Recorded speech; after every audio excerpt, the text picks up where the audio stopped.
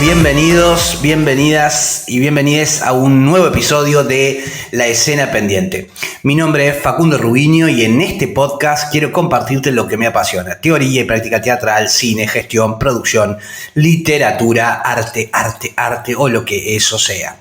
Porque sé que si estás del otro lado es porque sos parte de ese selecto grupete que también se apasiona por ese mundo, que le hace un huequito a esta realidad para quizás crear otra.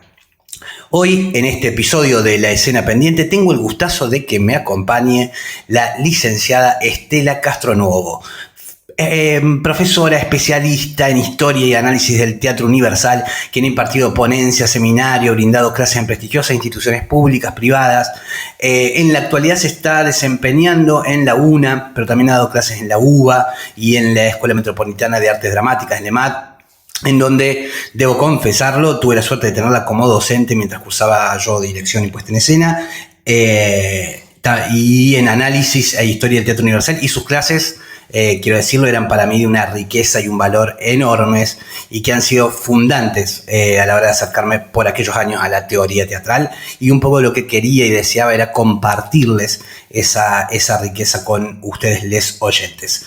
Estela, profe, quizás se me escapa, quiero agradecerte este tiempo y bienvenida a La Escena Pendiente. Bueno, buenos días a todos, muchas gracias, Facundo, espero hacer honor a semejante presentación,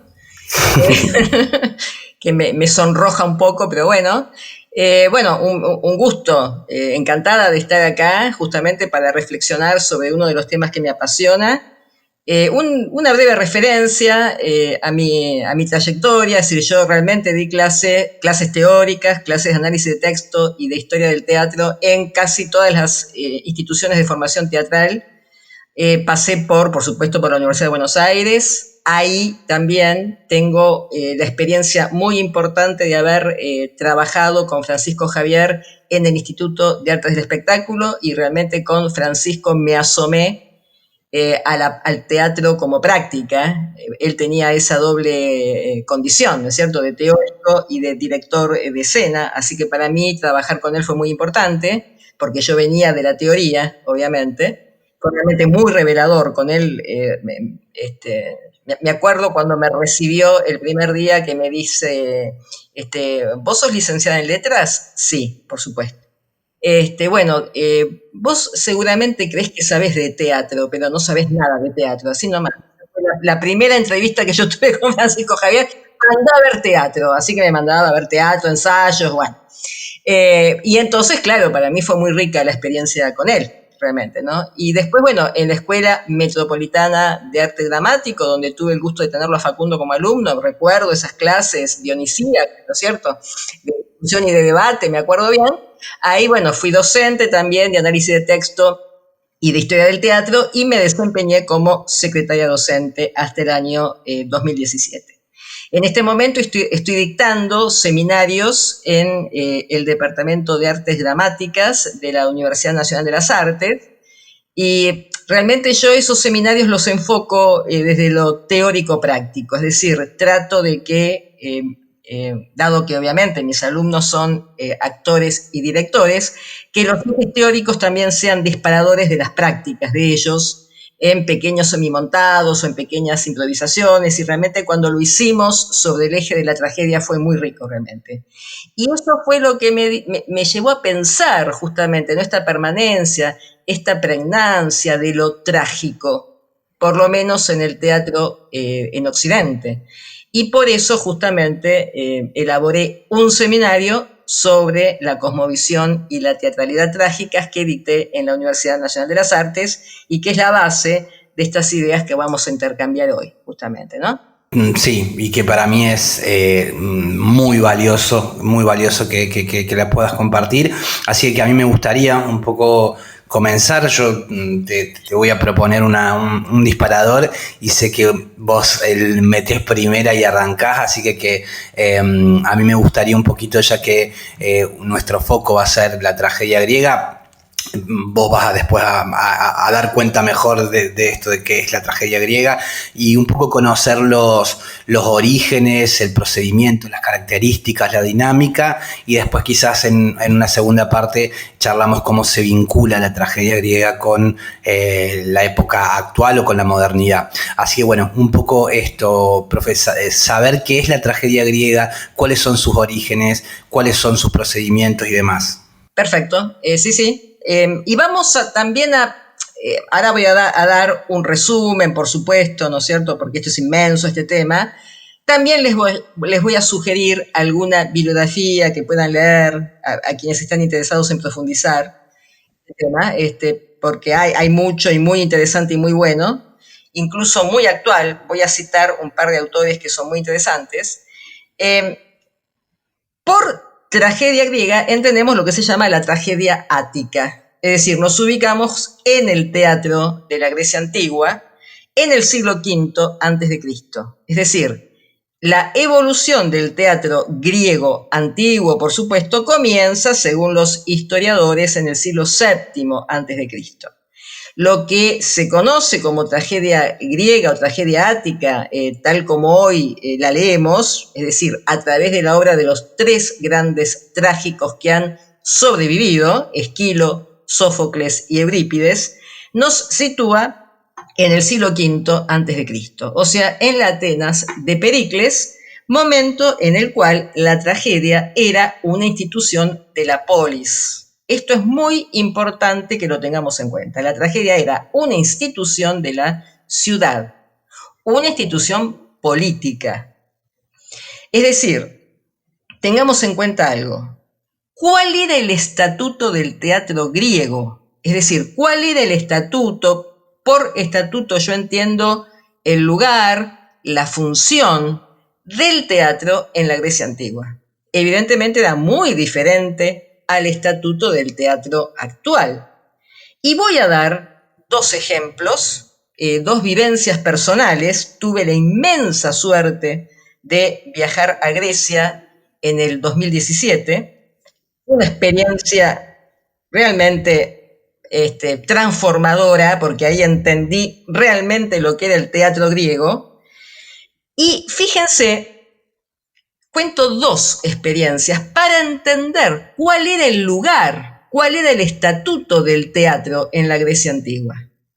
Porque uno generalmente lo que hace es traspolar justamente el teatro tal como lo entendemos hoy al teatro tal como lo entendían los griegos antiguos o los chinos o los japoneses, y nada que ver. El estatuto del teatro era completamente diferente.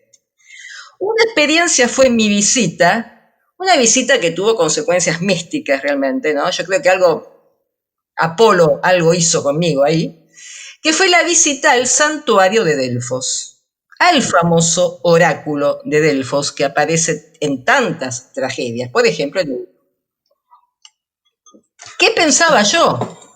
Yo pensaba que el oráculo de Delfos famoso era simplemente el templo de Apolo con una especie de pozo en el medio donde estaba la pitonisa. Yo pensaba eso. Nada que ver. Resulta que el santuario de Delfos es un complejo multifuncional, ojo con esto, donde están el templo de Apolo, el templo de Dionisos, el teatro, o sea, hay un teatro semicircular, justamente el teatro típico de la Grecia antigua, la asamblea, es decir, el espacio político en el cual la asamblea deliberaba, y arriba de todo, o sea, la parte más alta, porque esto está construido en la ladera de una colina, el estadio deportivo. ¿Ok? Es decir, complejo multifuncional en el cual uno de los aspectos es el teatro, que evidentemente estaba imbricado no solamente arquitectónicamente, sino también funcionalmente con el resto de las funciones, es decir, con lo ritual religioso, con el deporte y con la política. O sea, esto ya, y yo me quedé con, es decir, absolutamente anonadada porque no me imaginé que era así. La otra experiencia fue también otra visita reveladora al famoso teatro de Epidauro, uno de los teatros más importantes de la Grecia antigua y uno de los más grandes de la antigüedad. El teatro de Epidauro también forma parte de un complejo más amplio. Es decir, el teatro formaba parte del más importante hospital de la antigüedad griega, y en ese complejo también estaba el templo Asclepio, que era el dios de la medicina. Entonces, ¿por qué digo el estatuto, la función del teatro griego era parte de un complejo multifuncional muy distinto a los teatros a los que vamos hoy en día? Donde solamente vamos a ver teatro y después, como digo yo, nos vamos a comer pizza. ¿Okay? Es decir, tenemos que entender esto porque si no lo entendemos, entonces nos va a costar entender el sentido de la tragedia griega en la medida, por supuesto, en que podemos comprenderlo hoy, 2500 años después, obviamente, ¿no es cierto? Es decir, esto fue muy revelador realmente.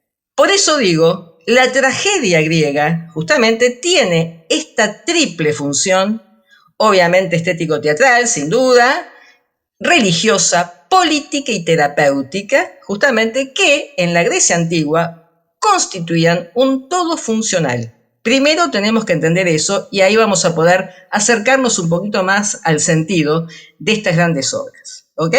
Primero quería aclarar esto. Porque además son experiencias que tuve directas de mi viaje a Grecia. Después, bueno, por ejemplo, en Creta fuimos al famoso Palacio de Cnosos. La civilización cretense es la civilización pregriega, ¿ok? Es decir, estamos hablando de 2500, 2200 años antes de Cristo, ¿no es cierto?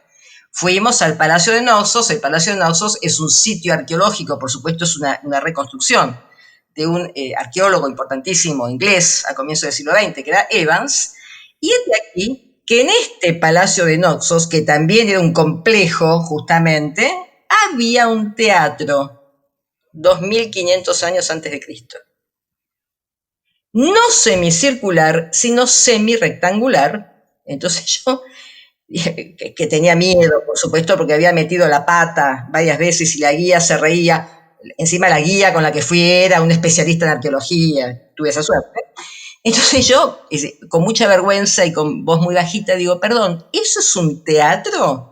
Sí, efectivamente, 2200 años antes de Cristo, lo cual no es el siglo VII que las historias del teatro nos cuentan.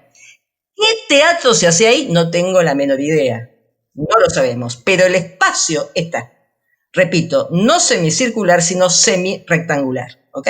Bien. Aclarado esto, entramos directamente a describir de qué se trata este modelo de la tragedia ática. En primer lugar, por supuesto que estoy siguiendo un texto clásico sobre la tragedia griega, que es el de Alvin Lesky, que se llama justamente La tragedia griega. Hay antecedentes de la tragedia en los grandes poemas épicos de Homero, justamente, que son la Ilíada y la Odisea, que como ustedes saben son los textos literarios más antiguos de la antigüedad griega. O sea, ya en estos grandes poemas homéricos hay elementos trágicos, evidentemente porque un gran guerrero como Aquiles se enfrenta a la certeza de su muerte muy temprana, o sea, él va a morir joven, ya lo sabe, justamente, y a pesar de eso, justamente a pesar de tener enfrente esa realidad de la muerte, y esta es una parte fundamental de la experiencia trágica, la mortalidad, justamente, en eso consiste ser seres humanos, somos mortales. Si no fuésemos mortales seríamos dioses. Esta experiencia de la muerte como límite, justamente, como límite que define la condición humana, es central en la tragedia, y esto le pasa a Aquiles, o sea, Aquiles sabe que va a morir joven, y a pesar de eso tiene que llevar adelante su empresa heroica, justamente.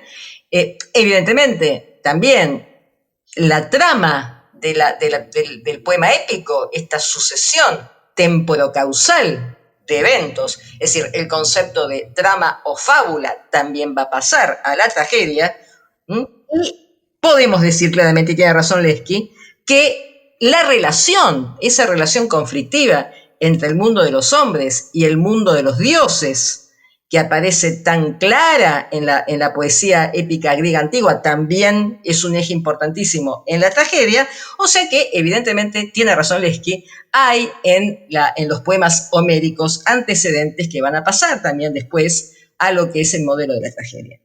De todos modos, la primera descripción, es decir, lo que nosotros hoy entendemos por tragedia, es la descripción que hace Aristóteles en su Poética, un texto del siglo IV a.C., y quiero aclarar una cosa. Cuando Aristóteles habla de la tragedia en su Poética, ya han pasado 100 años de los orígenes del género trágico. Es decir, incluso podríamos decir que la tragedia estaba llegando al final. O sea, Aristóteles es contemporáneo de Eurípides, ¿ok? Es decir, ya estaba terminando el género trágico, ya estábamos llegando al final, por lo menos de la tragedia ática clásica, ¿no es cierto? Es decir, Aristóteles está describiendo un género, justamente, que ya está llegando al final de su vida, podríamos decir, y se está refiriendo a autores 100 años anteriores. Primero eso.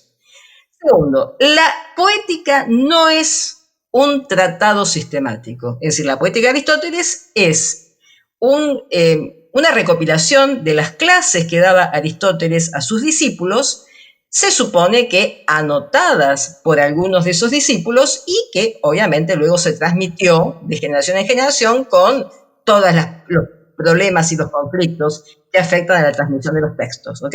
Primero eso. Por lo siguiente, es lógico que sea un texto fragmentario como lo es.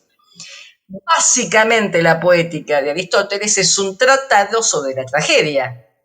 O sea, la tragedia abarca la mayor parte del texto de la poética de Aristóteles, luego hay alguna referencia al poema épico, hay alguna referencia a la poesía lírica, dice justamente Aristóteles que va a hablar de la comedia, pero la exposición sobre la comedia nunca llegó.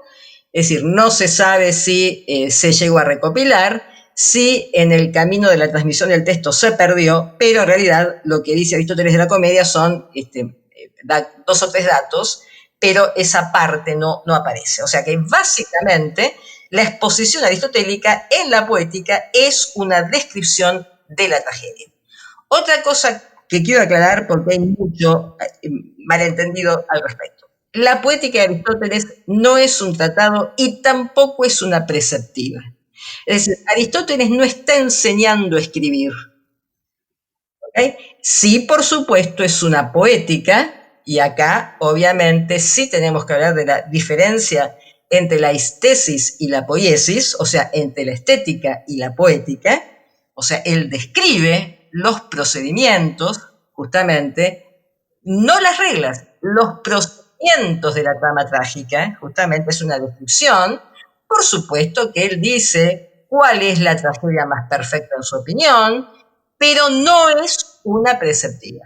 O sea, no es que él está imponiendo normas al dramaturgo o al trágico, ¿ok? Digo porque las preceptivas del siglo XV, XVI y XVII sí son preceptivas, pero no la poética de Aristóteles.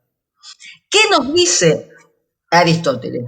Nos dice, la tragedia es imitación, aparece acá justamente el concepto también tan controvertido de la mímesis, de una acción seria. En esto insiste mucho Aristóteles, la tragedia es imitación de acciones, no de caracteres, va a decir, concreta, de cierta grandeza, representada y no narrada por actores con lenguaje elegante, empleando un estilo diferente en cada una de las partes, y que por medio de la compasión y el terror provoca el desencadenamiento liberador de tales afectos. Y acá tenemos el controvertidísimo término de catarsis. Justamente la catarsis, dice Aristóteles, es la expurgación de las pasiones. Hay 2 posibles interpretaciones: o que esas pasiones de las cuales se tiene que liberar el sujeto son el terror y la compasión, o bien, yo creo que esta segunda es la más acertada, que a través de la compasión y el terror, el sujeto se libera de sus emociones negativas. Es decir, catarsis es un término que proviene de la medicina, justamente. Recuerden el espacio multifuncional, justamente, que era el teatro griego. Es decir, es un término que viene de la medicina hipocrática y designa la liberación, la purga, digamos así, de los humores negativos, justamente de esas pasiones que son perjudiciales para, y esto lo digo con intención, para el sujeto humano como ciudadano, ¿ok?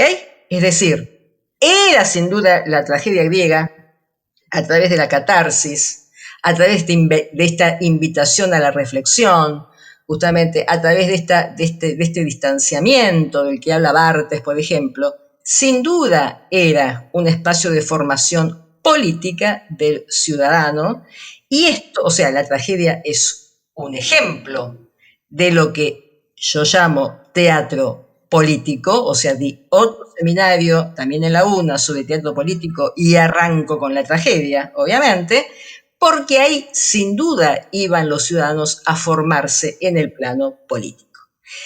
Es un término terapéutico, no tiene relación con la moral, o sea, no es justamente esta lectura moralista que van a ser sin duda los preceptistas humanistas en el contexto del cristianismo, pero no tiene ese concepto moral en justamente el contexto griego antiguo. Bien, por supuesto que Aristóteles lo que hace es definir y describir los procedimientos más importantes de la trama trágica, es decir, cuáles son los procedimientos mediante los cuales la obra puede lograr la catarsis, o sea, logra de mejor manera inspirar o mover o provocar en el espectador la compasión y el temor. Y fíjense qué interesante, acá se unen la poética, es decir, la descripción de los procedimientos desde el punto de vista del creador, con la estética entendida como experiencia estética. También se tiene en cuenta la experiencia del espectador.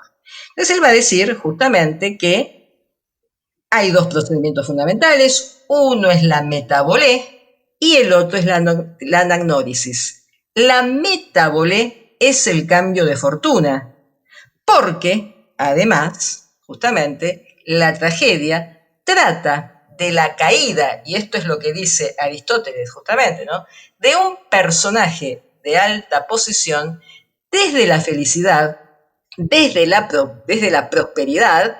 Por eso los personajes son reyes, príncipes, aristócratas, a veces dioses o grandes héroes, como Ajax, por ejemplo, como Aquiles. Es decir, la caída de estos personajes desde la más alta situación de felicidad al más negro abismo de la desgracia, justamente, ¿no es cierto? Y esto, desde el punto de vista del procedimiento de la fábula, es lo que se llama la metabolé, justamente, o sea, el cambio de fortuna. Y el otro procedimiento es la anagnórisis, es decir, el reconocimiento, cuando el héroe reconoce su error. El ejemplo más claro es Edipo, justamente, ¿no?, que reconoce muy tarde la equivocación respecto de sus orígenes, ¿no es cierto? Por supuesto que para que haya tragedia, esta anagnórisis tiene que ser tardía. Es decir, ya es tarde. Pensemos en el caso de Creonte, o sea, que se da cuenta de su error cuando ya las muertes se produjeron, justamente, ¿no es cierto? Y luego tenemos otros procedimientos importantes, la jamartía y la hibris. Acá hay que aclarar. Ojo, estoy todavía en la exposición aristotélica, ¿eh? Por jamartía entiendo el error de juicio. Es decir, es un error de naturaleza intelectual. El personaje se equivoca, ¿ok? Se equivoca intelectualmente. Mientras que la hibris, que generalmente se traduce como soberbia, en realidad es un pecado de desmesura. Es decir, como yo siempre digo, para que me entiendan, cuando el personaje se va de mambo, ¿ok? Y el personaje se puede ir, ojo con esto, se puede ir de mambo, tanto en lo bueno como en lo malo. Y acá tenemos un núcleo fundamental de la cosmovisión trágica griega. Es decir, como decía una tía mía, vos podés empezar teniendo razón, pero si te fuiste de mambo, dejás de tener razón. Bueno, esto le pasa a Creonte. Esto es lo que le pasa a Creonte. O sea, el personaje puede partir de una legitimidad, pero si no respeta el límite de su condición humana, es decir, de ser falible, de ser mortal, de ser alguien que se puede equivocar porque es un ser humano, ahí cae en la hibris, cae en la desmesura. Y vamos a ver, cuando hagamos la lectura de Antígona, que esto le pasa a los dos. O sea, le pasa a Antígona y le pasa a Creonte. Los dos caen en hibris. Ojo con esto, a pesar de que las lecturas posteriores, y vamos a hacer alguna referencia justamente a este tema, presentan a Antígona como una heroína excelente, una heroína absolutamente sin culpa, impoluta, y generalmente se la ha entronizado como el gran ejemplo de coraje y de valor político, que sin duda lo es, ¿no?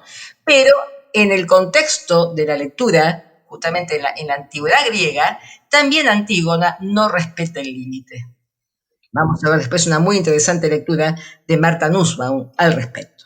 Bien, y luego, por supuesto, otro procedimiento importante de la trama trágica es lo que se llama el patos, o sea, el patos con PH, ¿no es cierto? Que es lo patético, es decir, la mostración del sufrimiento del héroe, justamente, que, por supuesto, era fundamental para provocar el temor y la compasión. Es decir, una cosa interesante, ¿no? Esto de que en realidad la tragedia griega se dirige a la condición humana del espectador.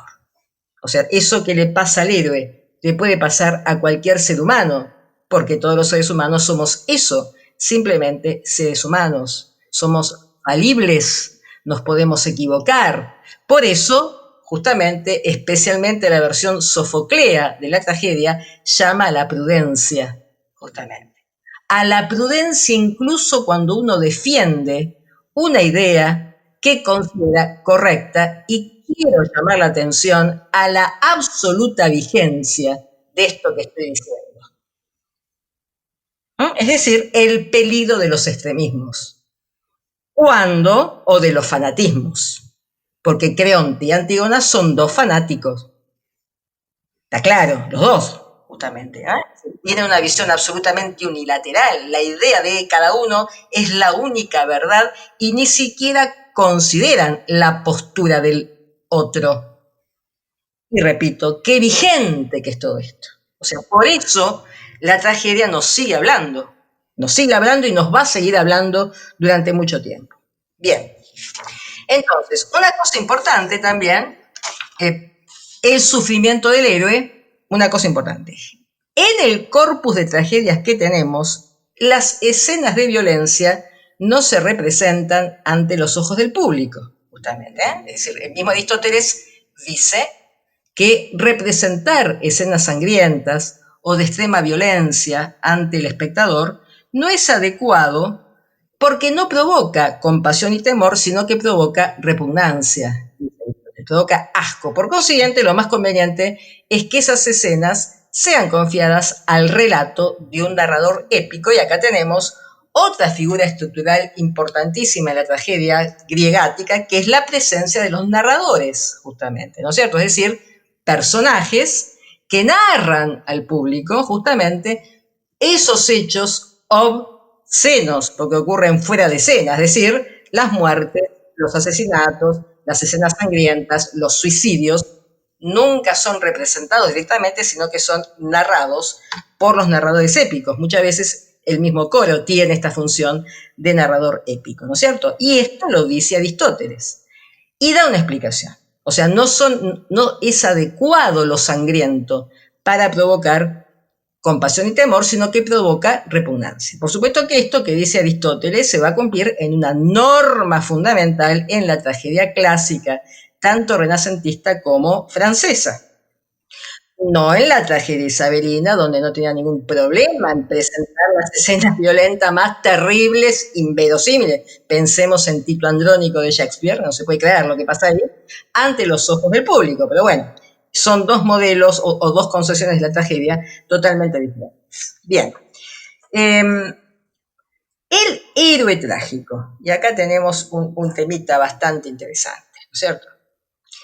Es decir, Aristóteles nos dice, el héroe de la tragedia, el protagonista de la tragedia, si bien pertenece a las clases altas, o sea, si bien pertenece a la aristocracia, es un rey, es un príncipe, alguno de los grandes héroes de la mitología griega, desde el punto de vista moral, es un ser humano medio, es decir, ni muy bueno ni muy malo. ¿No es cierto? Es decir, un ser humano como todos nosotros, dice Aristóteles. O sea, el espectador se vea reflejado en ese héroe que tiene una condición ética mediana, digamos así. ¿No es cierto? Es decir, no es un ser malvado, no cae, dice Aristóteles, por maldad, sino por algún yerro, dice Aristóteles, por alguna equivocación o por algo que ignora. Porque, evidentemente, el conocimiento humano es limitado. Pensemos en el caso de Edipo. Edipo ignora su origen, no sabe quién es, justamente, ¿no es cierto? Y por eso cae. O sea, no es un personaje especialmente malvado. El villano, chicos, va a ser un invento del melodrama, no de la tragedia. ¿Ok? Ni siquiera hay muchos villanos en la tragedia isabelina, que es otro mundo, que quizás le podamos dedicar un programa después a la tragedia isabelina, porque es un mundo tan interesante como la tragedia griega, pero en realidad es un personaje que cae por algún error, por alguna equivocación, y que además es sometido a una situación en la cual tiene que tomar una decisión justamente muy complicada que implica justamente transgredir alguna norma. O sea, es compelido por esta situación, es forzado por esta situación excepcional justamente a transgredir una norma instituida o a dañar a sus propios seres queridos, justamente, ¿no es cierto? Pero no es un personaje esencialmente malvado, digamos así, justamente. Ni siquiera la Clitemnestra que aparece en la trilogía de Esquilo. Esto por un lado. Por el otro lado, justamente, y ojo con esto, el personaje de la tragedia griega no es un títere pasivo del destino, como se suele decir por ahí. Y acá estamos en un tema particularmente controvertido, porque a nosotros, criados y educados en la visión judeo-cristiana, nos guste o no nos guste, nos cuesta un poco entender esto. Es decir, si bien, por supuesto, los griegos sostienen el concepto de la ptiké se traduce como destino, y hablan, por supuesto, del destino que pesa sobre los seres humanos, un destino que, por supuesto, porque estamos en una concepción todavía religiosa, por lo menos en Esquilo y en Sófocles, Eurípides ya empieza a desacralizar esta concepción, pero en Esquilo y en Sófocles estamos dentro de una concepción religiosa. Este destino está basado en el decreto de los dioses, y el decreto de los dioses es, como podríamos decir, opaco para los seres humanos.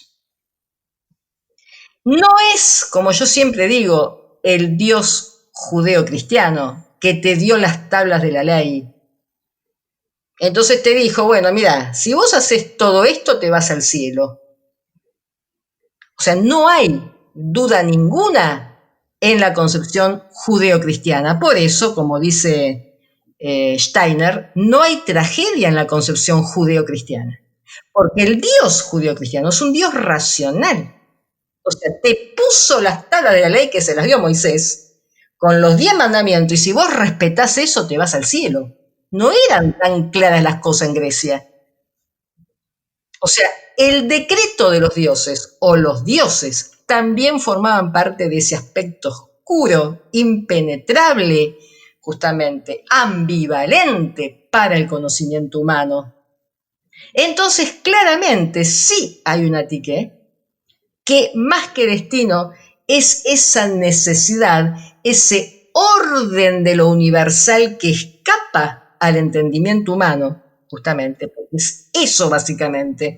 Hay un orden de lo universal, hay un orden de las cosas que no es claramente cognoscible para los seres humanos, justamente, y esto es un gran límite y es una gran limitación. Por eso yo siempre digo, la tragedia es la experiencia del límite. O sea, del límite que nos toca como seres humanos falibles que somos. En una concepción de lo divino, justamente, como caprichoso, pensemos en cómo actúan los dioses en los poemas homéricos, y básicamente incognoscible, ¿no? Opaco, impenetrable para el entendimiento humano. Esto lo tenemos que entender porque dentro de la concepción judeocristiana no es así. Justamente, es decir, el Dios Yahvé es absolutamente transparente para sus creyentes. Él dice lo que tiene que hacer. ¿Ok? Entonces no hay duda ahí. No es la concepción griega, esto tenemos que tener en cuenta. Entonces, obviamente, el héroe trágico se enfrenta a lo, y esto, yo creo que esto es lo que fue rescatado por las lecturas más contemporáneas. El héroe trágico se enfrenta a una alteridad absoluta, a lo otro absoluto. O sea, se enfrenta a una circunstancia atroz, obviamente, a una circunstancia difícil de entender en términos racionales, y frente a esa circunstancia tiene que tomar una decisión. Y el personaje, justamente, toma una decisión con toda la conciencia. Lo que pasa es que, claro, si decide una cosa, hay un daño, y si decide la opuesta, también hay un daño. Por eso digo que la decisión trágica, o sea, yo diría que la acción fundamental y más definitoria del héroe de la tragedia griega es la decisión, la elección, justamente, que él toma de manera absolutamente consciente. Fíjense que cuando ustedes leen las tragedias, especialmente los intercambios, que ahora vamos a hablar un poquito de esto, entre el héroe y el coro, justamente, especialmente en Sófocles, el héroe hace un análisis absolutamente acabado de su situación. Y no solamente eso, explica los fundamentos de su decisión frente a la instancia coral. Entonces, no es un juguete pasivo de fuerzas que lo superan. Por supuesto que, y adelanto esto porque lo vamos a ver cuando veamos las relecturas de lo trágico en el siglo XX, por supuesto que la tragedia te presenta una alteridad que nos supera a los seres humanos. Hay lo otro, justamente, que nos supera. Por supuesto que lo trágico presenta lo real como esa densidad impenetrable e invencible a la cual los seres humanos nos tenemos que enfrentar. Pero la decisión del héroe trágico es libre y es consciente. Esto es una cosa muy importante que tengamos en cuenta. Bien. Recién me referí a dos cosas importantísimas. Algo que es fundamental. El concepto de culpa en la tragedia griega. Porque acá también tenemos un problema porque estamos teñidos de la concepción judeocristiana. Uno se pregunta de qué es culpable Edipo, por ejemplo, si el pobre tipo no sabía quién era. ¿Ok? Entonces, acá tenemos también el problema de la culpa. Evidentemente, la culpa es un tema central en la tragedia. El sacrificio del héroe tiene como objetivo justamente lavar esa culpa, restablecer esa legalidad o esa legitimidad que fue transgredida. Lo que ocurre es que el concepto de culpa que prima en la tragedia griega es lo que se llama la culpa objetiva. Es decir, tenemos que distinguir acá la culpa objetivo y la culpa objetiva y la culpa subjetiva. Esto es fundamental, ¿no es cierto? Es decir, por culpa subjetiva, la culpa subjetiva es la culpa judeocristiana. O sea, el sujeto en su decisión de pecar es culpable. Y por consiguiente, justamente, merece el castigo. Por eso merece que Dios lo castigue.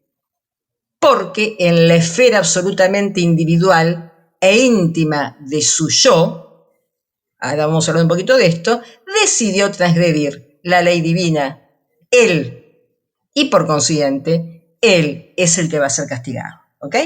En el caso de la Grecia antigua, justamente, y en el caso de la tragedia, no aparece este concepto de culpa, que es un concepto judío-cristiano. Aparece el concepto de la culpa objetiva, es decir, hubo una transgresión de la norma, hubo una transgresión de la ley religiosa en el mundo, justamente, a la luz del día, como dice Heidegger, y ahora lo voy a explicar, justamente, y frente a esa transgresión que afectó el mundo, que afectó el cosmos, justamente, tiene que hacerse cargo el héroe. ¿Me explico la diferencia? ¿De qué es culpable Edipo? Esta es la gran pregunta, justamente. Si Edipo en realidad, ¿no es cierto?, no sabía de quién era hijo. Y además, no solamente eso, se fue de Corinto para evitar justamente lo que el oráculo de Delfos le había predicho, ¿no es cierto?, que iba a matar a su padre y se iba a acostar con su madre, creyendo que los reyes de Corinto eran sus padres biológicos y no eran sus padres biológicos. Con tan mala suerte que justo fue para Tebas, ¿cierto?, donde sí estaban sus padres biológicos. Y en el camino, justamente, en una, como yo siempre digo, una reyerta de tránsito, una pelea de tránsito, mata Layo a su padre, por supuesto sin saber que era su padre, ¿ok? Pero obviamente,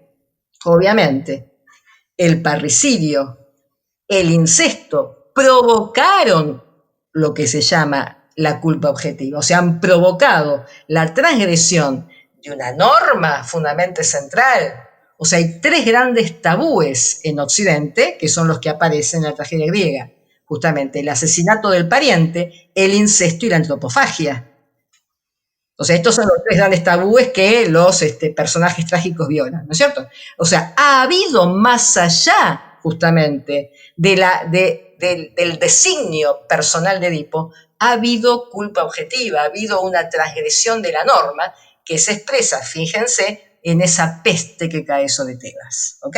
Entonces, esto es muy importante que lo tengamos en cuenta, porque frente a esta culpa objetiva, el héroe trágico se compromete. O sea, tiene que responder de alguna manera, a pesar de que no se puede decir, en términos modernos, que él es culpable justamente, tal como lo entendemos nosotros, en una concepción más cristiana o más judío-cristiana, justamente, ¿no es cierto? Esto es fundamental. Antígona, ¿es culpable en forma subjetiva de todo lo que pasa? ¿Ella tiene que sepultar a su hermano? ¿Por qué? Y vamos a hablar en un ratito. Porque ese cadáver insepulto, justamente, viola una norma religiosa, es lo que dice Tiresias.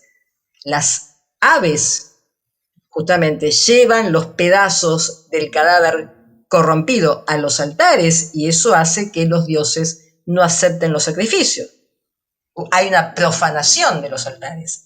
Y frente a esta situación que le viene de afuera, digamos así, Antígona tiene que tomar una decisión, que es sepultar a su hermano, a pesar de que sabe que al hacerlo estás transgrediendo la ley política, justamente, o sea, la ley de la polis, el decreto del gobernante, y ojo, otra cosa importante, los gobernantes, los políticos en Grecia, no son los políticos actuales, ¿no es cierto? No quiero dar nombres, pero bueno, no son los políticos defenestrados de hoy. O sea, la voz del gobernante era de una legitimidad absoluta en la Grecia antigua. Porque era una ley objetiva. Y Antígona sabe que la está transgrediendo, está en un brete. Antígona está en un brete. O sea, si no sepulta a su hermano, viola la ley religiosa, la ley de los dioses del mundo inferior. Si lo sepulta, viola la ley política, que es justamente ese tipo de brete al cual suele enfrentarse el héroe en la tragedia griega. Respecto de esto, fíjense que Heidegger tiene un texto muy interesante que se llama Fenomenología del cristianismo primitivo, y ahí él nos explica lo que es esta diferencia entre la culpa subjetiva y la culpa objetiva. Es decir, él dice justamente que en el mundo griego clásico, en el mundo griego antiguo, justamente, el pecado, justamente, o la transgresión, o lo que él dice, el conflicto trágico, está a la luz del día, en el mundo exterior.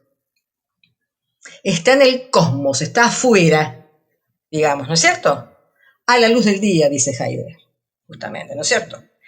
En el mundo cristiano, este conflicto se interioriza, y esto es muy importante, justamente. Es decir, en las versiones cristianas, en las versiones modernas, incluso ya en Séneca, a pesar de que Heidegger no lo nombre, el conflicto se interioriza, o sea, de estar en el cosmos, de estar en el mundo, justamente se desplaza al interior de la conciencia humana. La conciencia humana, ese concepto de interioridad que, según Heidegger, fue inventado por el cristianismo primitivo, que además el cristianismo instala un nuevo tipo de ritual. Es decir, el sujeto creyente se conecta directamente con la divinidad a través de la plegaria, por ejemplo. Esto no existía en la antigüedad. Es decir, el creyente, que nunca era individual, justamente, sino que era colectivo, se relaciona con el Dios a través del sacrificio de la víctima propiciatoria. O sea, se relaciona a través de un objeto que está en lo exterior. No, nunca va a encontrar a un personaje en la tragedia griega que le reza al Dios. Eso es un invento cristiano. ¿Pero por qué es un invento cristiano? Y acá tiene razón Heidegger.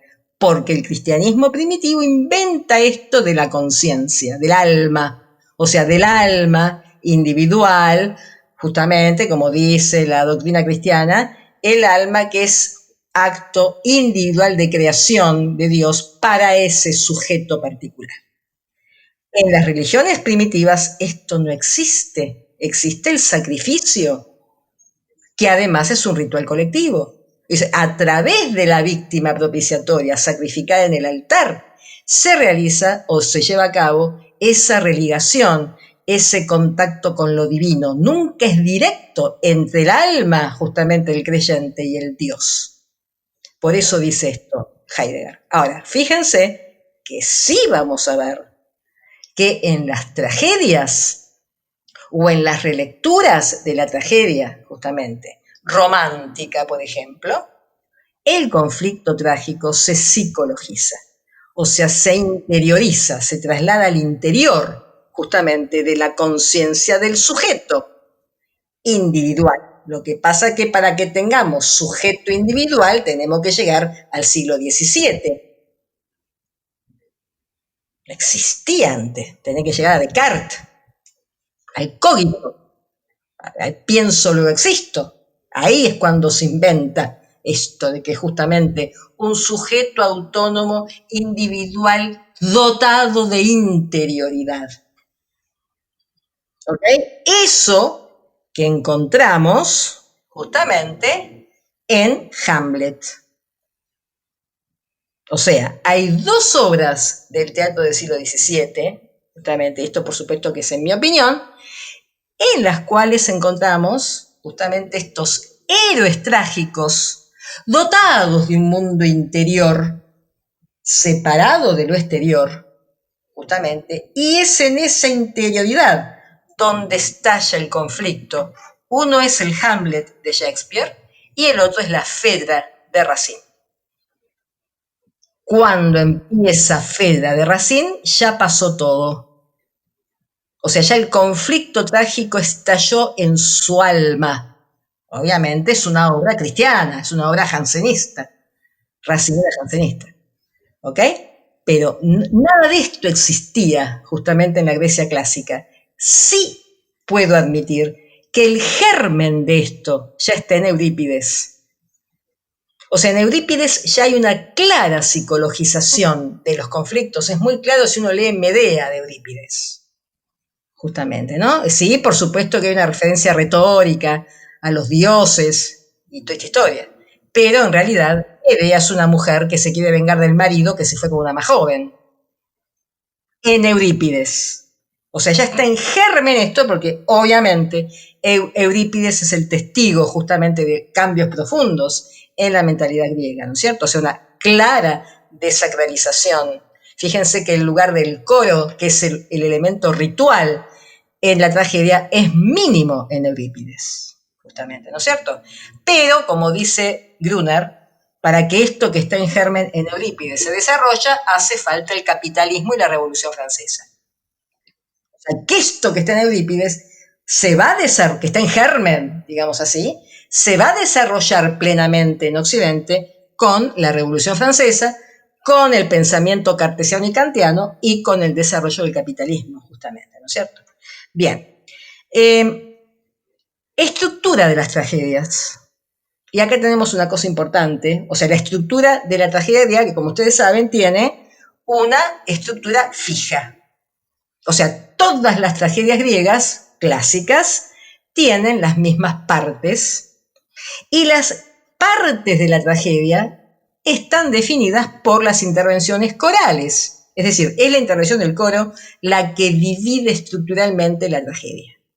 Por eso podemos decir que el coro en la tragedia griega tiene tres funciones fundamentales. Una, indudablemente ritual religiosa. O sea, es la huella de los orígenes rituales de la tragedia en el seno de los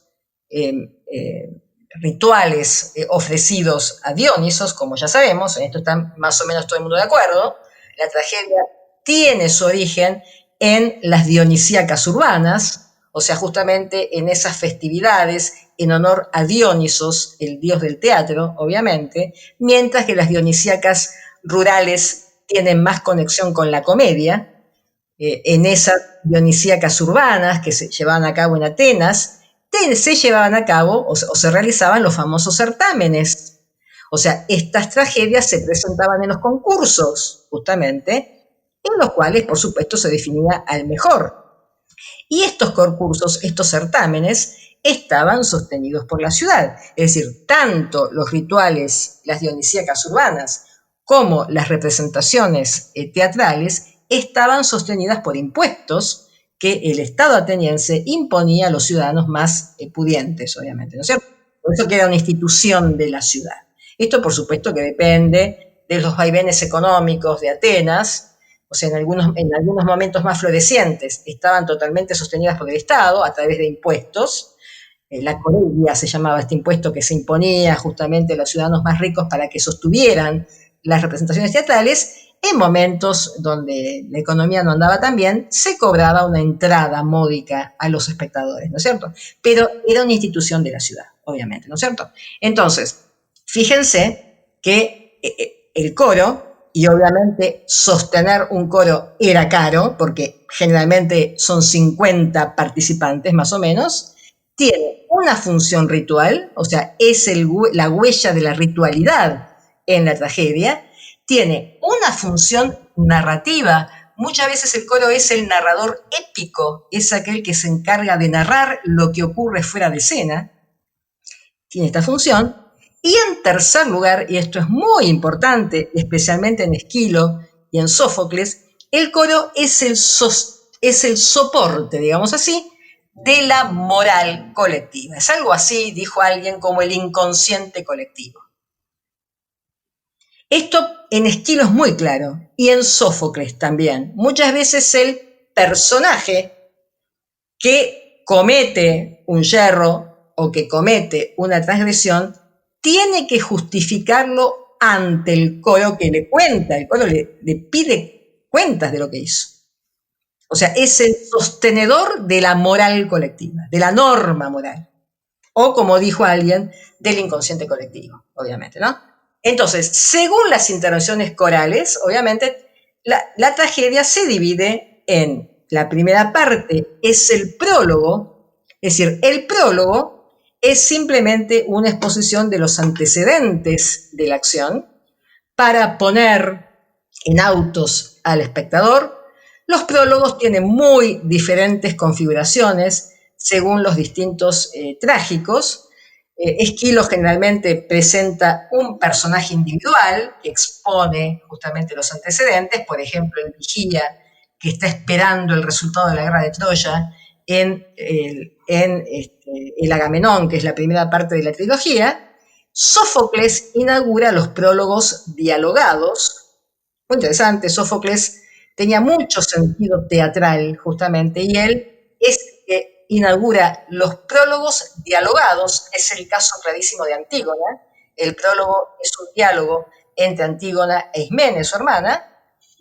Luego del prólogo tenemos el ingreso del coro a la orquesta, y esto es lo que se llama la párodos. Es decir, la párodos es el primer canto del coro cuando ingresa a la orquesta. Recuerden que la orquesta era el lugar de la representación, rodeado por las gradas semicirculares donde se ubicaba los espectadores, ¿cierto?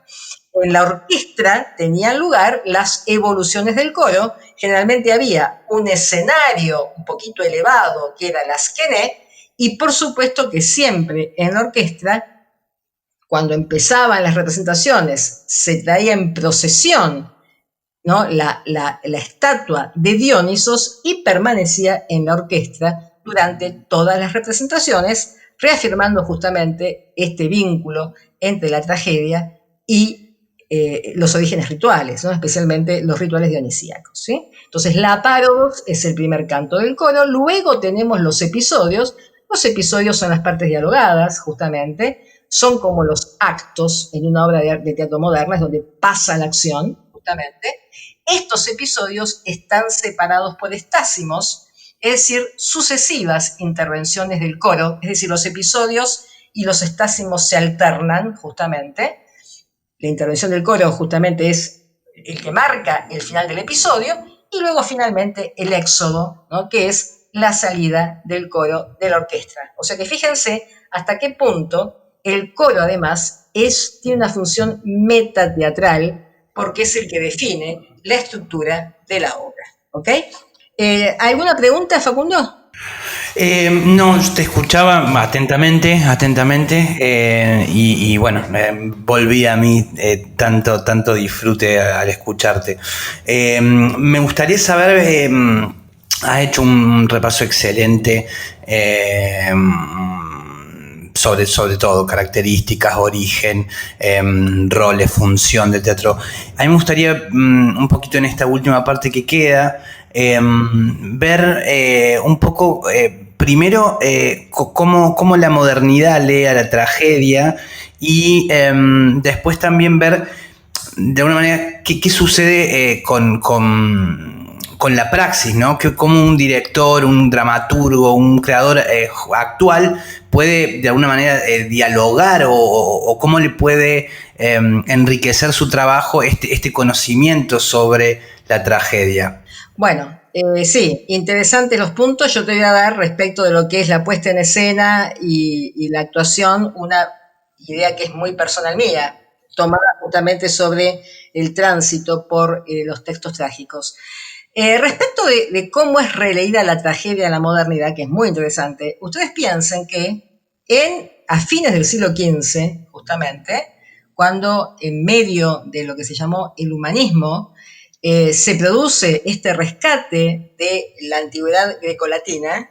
En eso consiste el Renacimiento, la Rinascita, ¿no es cierto?, como decía Giorgio Vasari, es decir, en intentar rescatar ese teatro, justamente, ¿no?, de la Grecia antigua al cual se consideraba perfecto y que eran los modelos que había que seguir. Estos humanistas releyeron la poética de Aristóteles. Cuando yo digo releyeron, ustedes saben que en ese momento era muy raro que se leyera directamente en griego. La lengua que se conocía porque además era la lengua de la formación académica, era el latín. Entonces, claro, imagínense que la poética de Aristóteles que llega es una poética de Aristóteles pasada por 100 manos. Vamos a empezar por ahí, ¿no es cierto? Y esto, por supuesto, en traducciones latinas, justamente, ¿no es cierto? Y esto dio lugar a muchos malos entendidos o a lecturas, como yo siempre digo, erróneas pero muy productivas, justamente del texto aristotélico, ¿no es cierto?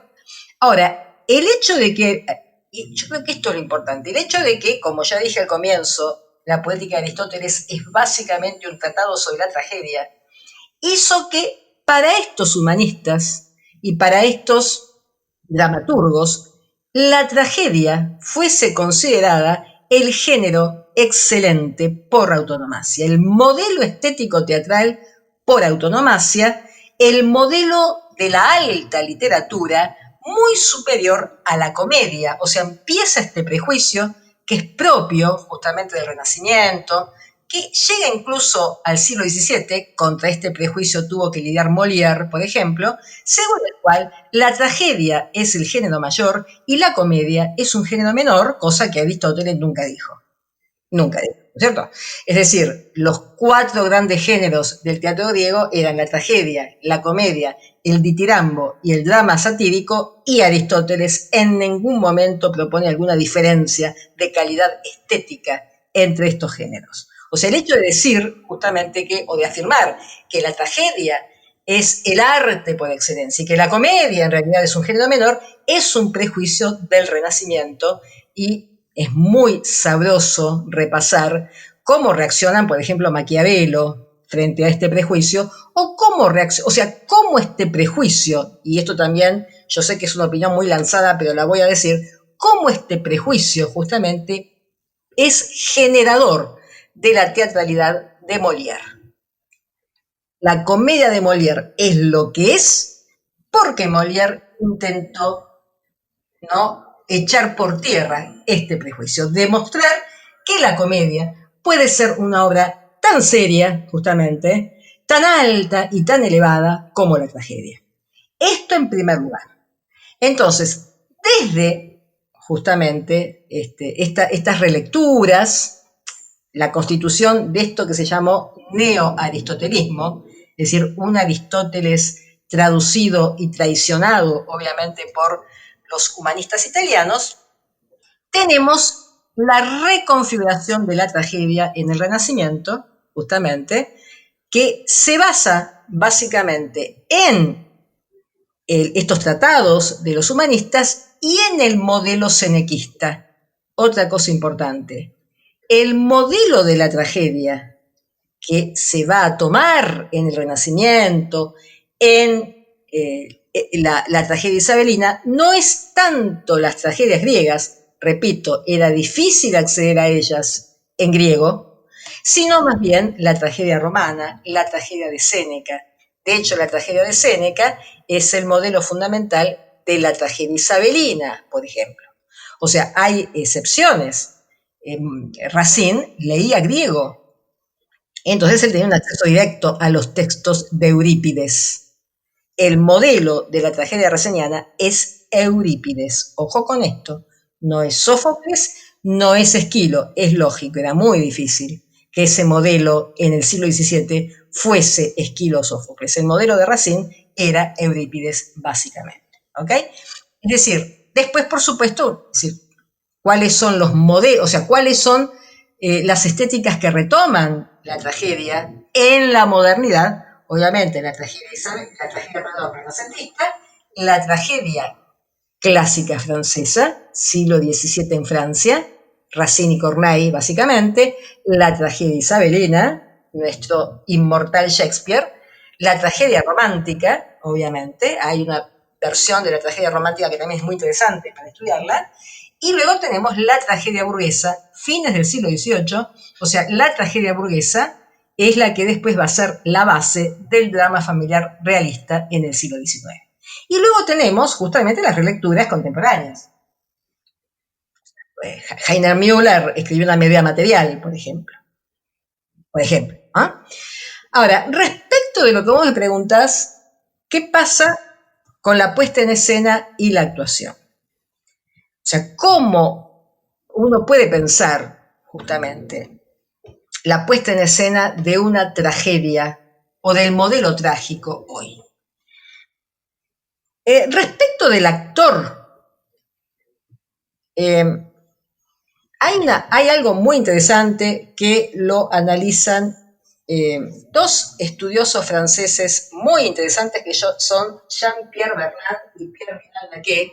Tienen un texto muy bueno que es Mito y Tragedia en la Grecia Antigua, que les recomiendo realmente, es una muy buena primera aproximación. Hay dos textos que son excelentes primeras aproximaciones a esta cuestión del teatro griego clásico. Uno es el texto de Roland Barthes, que se llama El teatro griego y que está en su libro Lo obvio y lo obtuso. Este texto de Barthes es realmente una primerísima aproximación. O sea, es el texto que yo recomiendo si alguien no sabe nada y quiere tener una aproximación muy clara, muy completa y muy sintética al teatro griego en general. Y el otro es este, que es Mito y Tragedia en la Grecia Antigua, que tiene 2 tomos, y es muy interesante porque estos autores interpretan la tragedia en el contexto justamente de la realidad sociopolítica de la polis ateniense en el siglo V a.C. Allí, cuando hablan del personaje trágico, cuando habla especialmente del héroe, dicen estos autores, en la configuración del personaje dramático escénico en la tragedia griega hay una doble articulación, que es lo que llaman el etos y el daimon. O sea, etos con H intermedia, ¿no? E-T-H-O-S, o sea, el término del cual surge la palabra ética, ¿ok? Y el daimon. Doble articulación.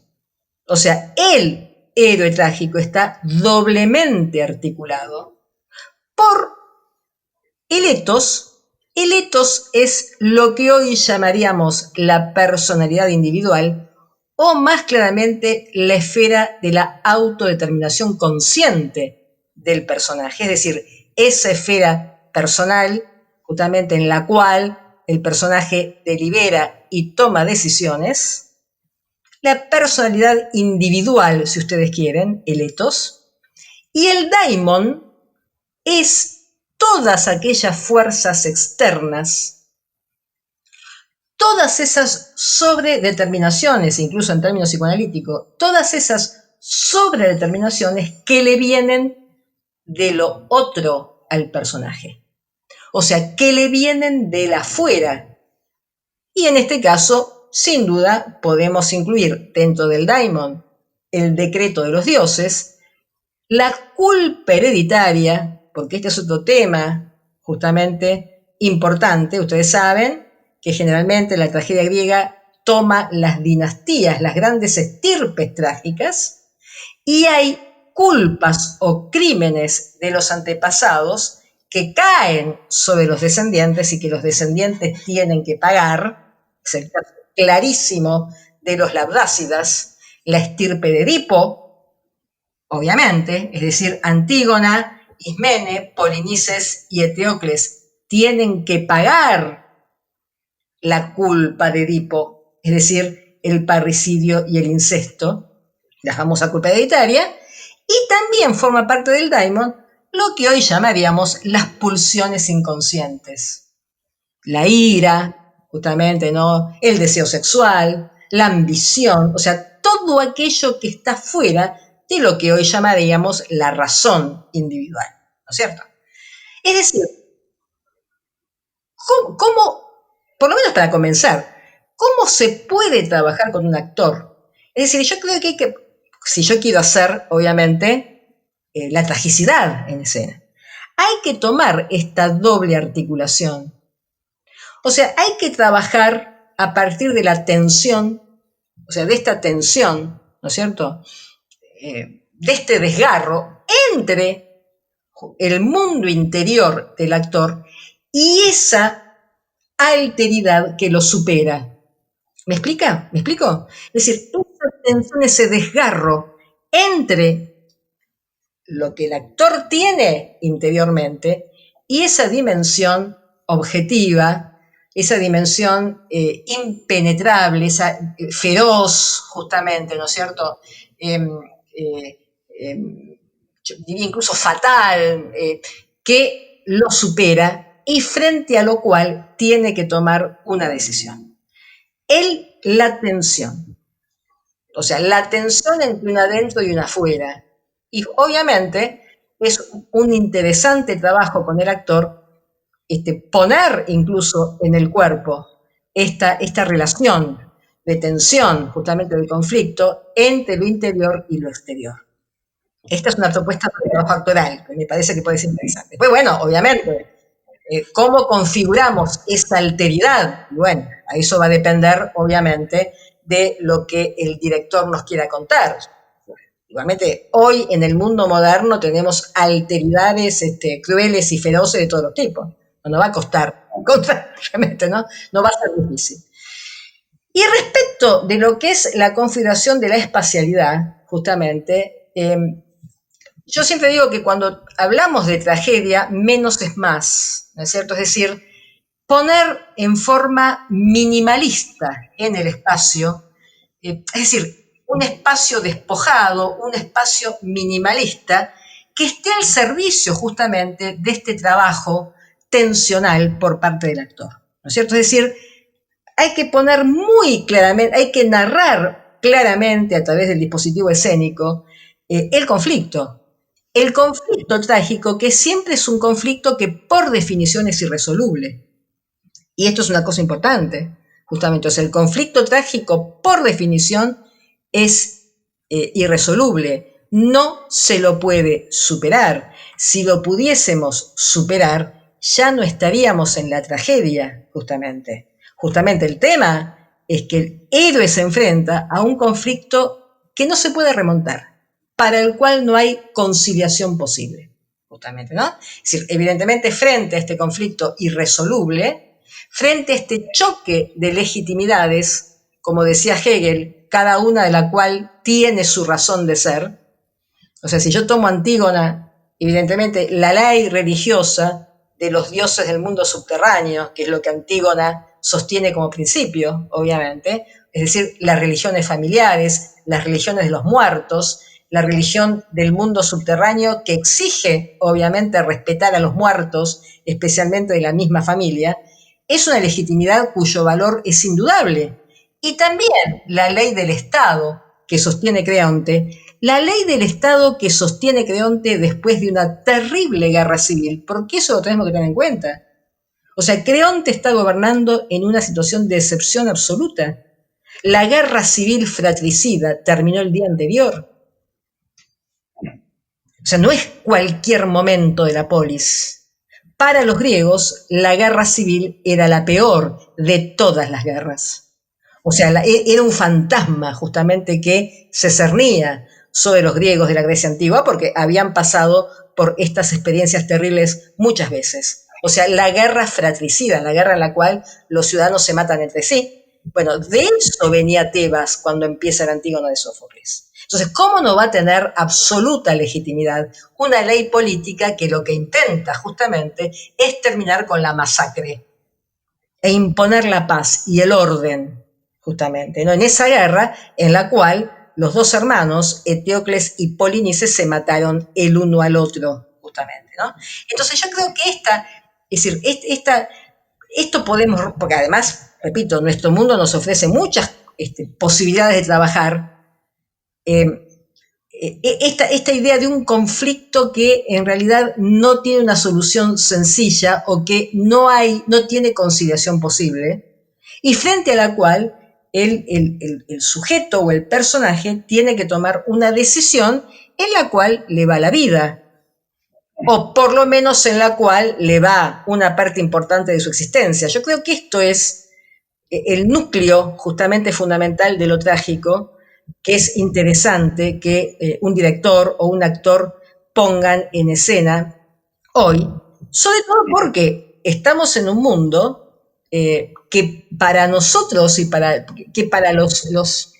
decir, para las personas comunes, cada vez es más, no solamente es más conflictivo, cada vez es más oscuro, cada vez es más incomprensible, cada vez es más cruel, cada vez es más feroz, y tenemos la sensación de que no podemos abarcar la totalidad de las decisiones, justamente, especialmente de una clase política o de una corporación económica, justamente todopoderosa, justamente, y que no podemos ni siquiera concebir, toman decisiones que nos afectan, y nos afectan lo queramos o no. O sea, el mundo contemporáneo, y especialmente en medio de esta pandemia, nos ofrece muchas posibilidades de aplicar lo trágico. Vos sabés que hace un par de meses tuvimos una reunión por Zoom con Arístides Vargas y su esposa. Realmente ella decía eso, ella decía, el contexto de pandemia, es decir, me lleva a recuperar la tragedia, justamente, ¿no? Quizás tengamos que volver a la tragedia, quizás la tragedia es el modelo que nos permita, no sé si comprender, pero por lo menos ubicarnos de una manera más clara frente a todo esto que nos está pasando, que nos supera, y frente a un mundo que cada vez se le escapa más de las manos al sujeto individual. O sea, el sueño moderno según el cual el sujeto era dueño y artífice de su mundo se está diluyendo muy rápidamente, y yo creo que acá hay una excelente oportunidad para retomar la tragedia, justamente, ¿no? Para los directores y para los actores. Muchos e importantes dramaturgos del siglo XX han retomado la tragedia justamente en este sentido, es decir, como un intento de echar luz frente a una situación social y política que se torna no solamente cada vez más cruel y más feroz, sino cada vez más oscura, incognoscible, imposible de interpretar, ¿no es cierto? Por ejemplo, Heiner Müller es un ejemplo muy claro.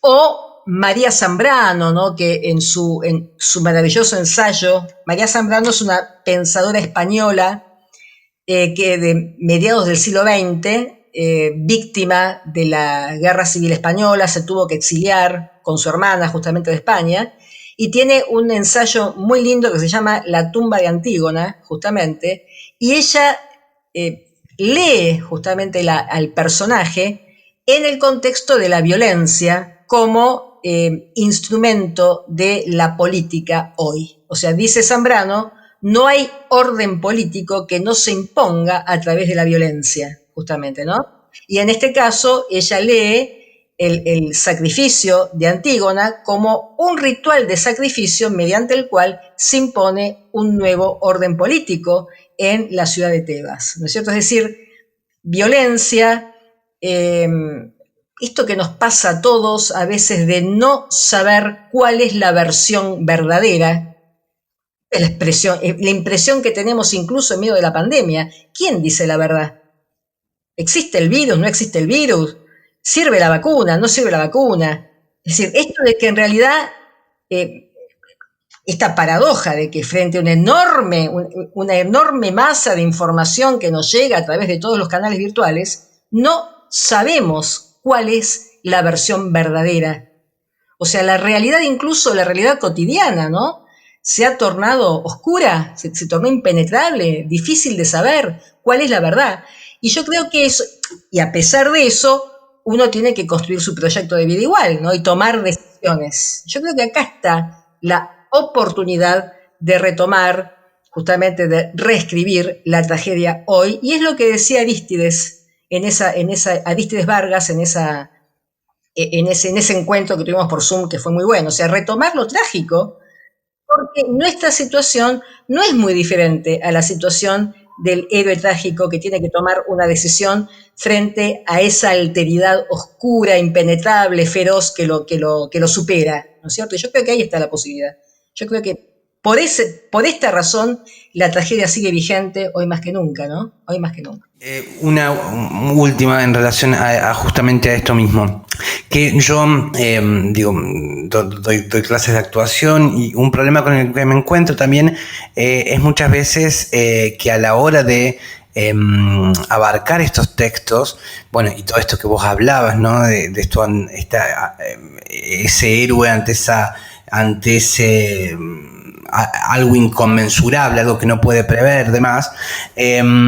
Aparece también que la dificultad muchas veces en el actor contemporáneo, en el pibe de 20 años, digo, o alguien joven, que también aparece lo vago o lo frívolo o la dificultad de acercarse, digo, también desde el cuerpo, ¿no? Llevándolo más al caso de la actuación, digo, aparece algo como qué bajón, che, se te murió tal cosa, aparece algo como de frivolizar, entonces, digo, ¿crees que hay un problema también ahí en este actor contemporáneo tan WhatsApp al acercarse a esos materiales?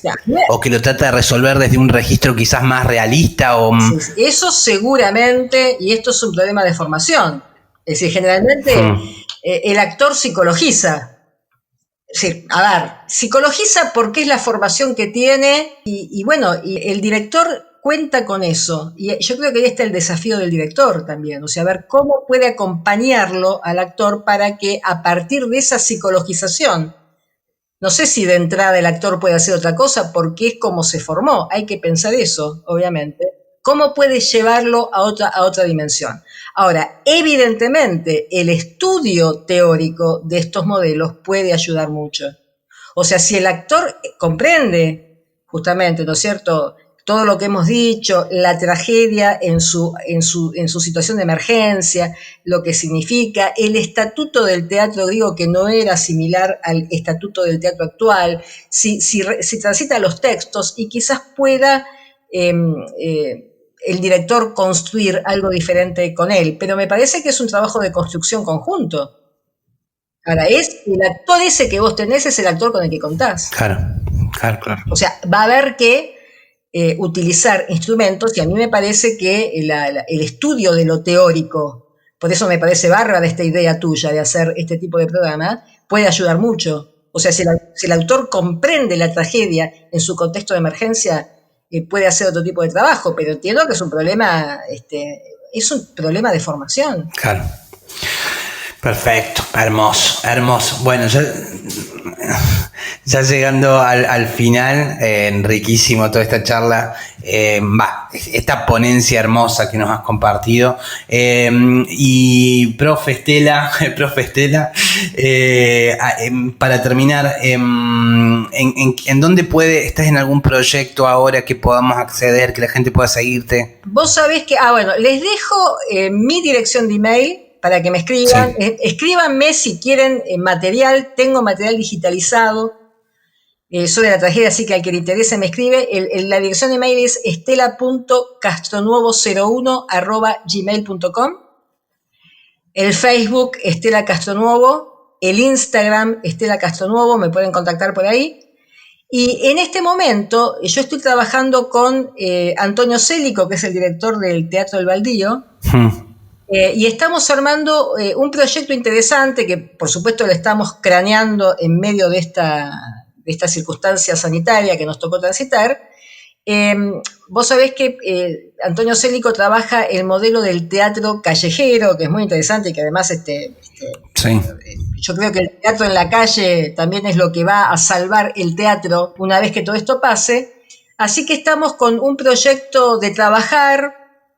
Por ejemplo, el encuentro que tengo hoy está dentro del proyecto del Baldío, esta improvisación que yo te conté que están intentando hacer dramaturgas y actrices latinoamericanas a partir de un texto clásico sobre el tema de la pandemia. Yo después te voy a avisar para que participen porque va a estar muy bueno. Sí, lo compartimos. Y lo compartimos porque va a estar bueno. Tenemos un proyecto editorial que es Horizontes Baldío, la editorial, que ya publicó un texto de Ludwig Flassen sobre Grotowski y que está por editar un texto de Gabriele Bachis que se llama Awareness, sobre un seminario que dictó Grotowski en Turín en los años 90, y yo hice la corrección de texto, así que está por salir. O sea, tenemos esta intención de publicar textos de importantes teóricos italianos, básicamente, que nos llegan acá, que nos llegan en traducción. O sea, es un trabajo de traducción, básicamente, de estos textos de teóricos importantes italianos y de otros países de Europa. Y además, bueno, yo quiero también, estamos armando una propuesta de abordaje justamente desde lo práctico y desde lo teórico, donde realmente, que es lo que yo proponía hacer respecto de la tragedia, donde realmente lo teórico sirva para echar luz justamente, ¿no?, a la práctica. Si no, lo teórico no sirve. O sea, la teoría y la práctica son las dos caras de una moneda en la práctica teatral. Tienen que alimentarse mutuamente. Si no, ese divorcio no ayuda a nadie, justamente. Y estamos intentando también instalar ese paradigma, justamente, ¿no? ¿Eso es un curso o algo que estás armando? Mira, a ver, estamos formando el proyecto. Yo, sobre la base, esto por supuesto se va a concretar el año que viene, estoy pensando armar también seminarios o talleres que tengan que ver con estos ejes de investigación para el año que viene, así que por supuesto que te tendré al tanto, pero digamos, desde este punto de vista, o sea, de qué manera la reflexión teórica se alimenta de las problemáticas justamente de la práctica. El formato de clínica, por ejemplo, es muy interesante. Así que bueno, yo estoy pensando en eso, así que bueno, cuando estamos estudiándolo, cuando se concrete, por supuesto que te hago saber para compartirlo con todos. Esto de los libros, había libros publicados de teóricos y italianos, ¿dónde se puede conseguir? Primero, que es el de Ludwig Flassen, que se llama Grotowski simplemente, se consigue en librerías. Hagan una cosa, búsquenlo en Google. Yo le puedo preguntar también a Pablo Urruti, que es mi compañero que está trabajando en la parte editorial, dónde se lo puede conseguir y te aviso. Sí. Lo han distribuido en librería, yo lo sé, es exactamente en cuáles no sé, pero les aviso para que lo puedan conseguir. Perfecto. Y el otro, que es el de Bachis, está en proceso, está en prensa, o sea, esperamos, es más, estamos tramitando un subsidio del Instituto Italiano de Cultura para publicarlo, así que eso esperamos que los primeros meses del año que viene. Se retrasó por toda esta situación. Claro. Pero ya está terminado el trabajo, la corrección, todo. Estamos esperando publicarlo en los primeros meses del año que viene. También, por supuesto, te haré saber cuándo sale. Buenísimo. Ya terminando, profe, muchas gracias, Estela Castronuovo, por habernos acompañado en este programa con una generosidad y un desarrollo conceptual, intelectual, bueno, que es de la riqueza que yo recuerdo, una de mis clases favoritas, mientras cursaba. En un momento nada más creo que iba a escucharte. En un momento nada más iba... Era nada más simple, era como ir a un recital. La verdad no fui un alumno muy disciplinado, pues estaba también trabajando por aquella época, pero iba a tus clases como si se tratara de un recital, y hoy haber tenido esta posibilidad para mí es hermoso, así que muy agradecido. No, muchísimas gracias a vos por darme este espacio.